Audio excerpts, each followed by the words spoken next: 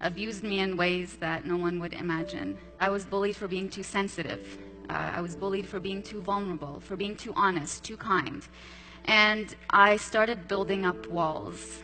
I started guarding myself. I started not allowing people into my life, not because I was looking at them and thinking, you might hurt me, but because I honestly believed that I didn't deserve to be welcomed into other people's lives.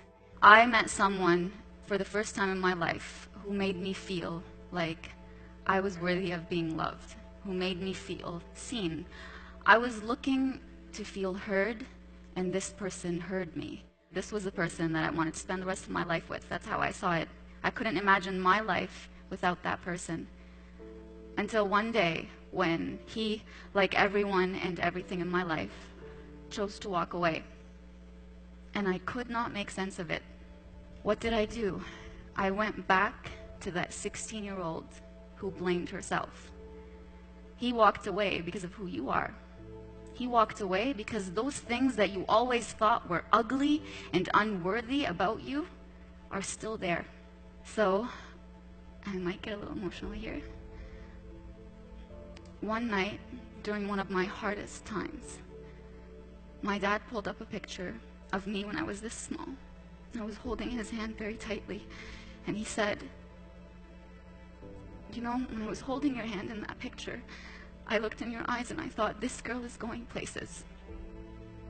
And when I look at you now, I don't see that look in your eyes.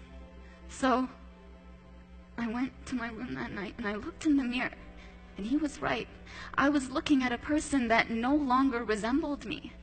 I looked, and I described this before the same way, like a sky choking on clouds, not knowing whether to rain or be sunny or be clear. I looked like I was choking. And in that moment, I decided not to give up on myself now like I gave up on myself when I was 16. This time, I wrote. I wrote about my pain. I wrote about it, and as hard as it was, it healed me. The deeper I went into my pain, the higher I rose in courage, the higher I rose in pride of who I am, being proud of who I am, turning your pain into something beautiful, turning it into nectar instead of turning it into bitterness or coldness. That has given me so much conviction in the fact that our world needs more people who are not afraid to be human, not afraid to be vulnerable, not afraid to show who they are, not afraid to take risks, not afraid to stand in front of the world and raise their voice and say, this is what happened to me and this is how I overcame it. And one of the biggest things, the biggest courageous decisions I had to make was to stand in the face of the person who oppressed me, with everybody who gave him the right to oppress me, and say, no, I did not deserve this. This should have never happened to me. And when I do that, I tell every one of you and every person who listens to me, anything that is not right that happens to you is not right. Regardless of who says you deserved it, you asked for it, or I don't know whether I should believe you or not. You lived your story, just like I lived my story, and I stood in their faces and I said, this happened to me.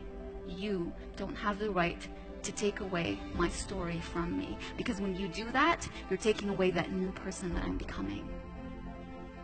So I will end with this.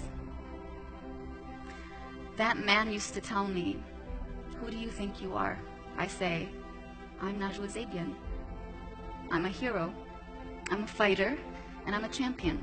So if someone asks you this question, who do you think you are? What will you say?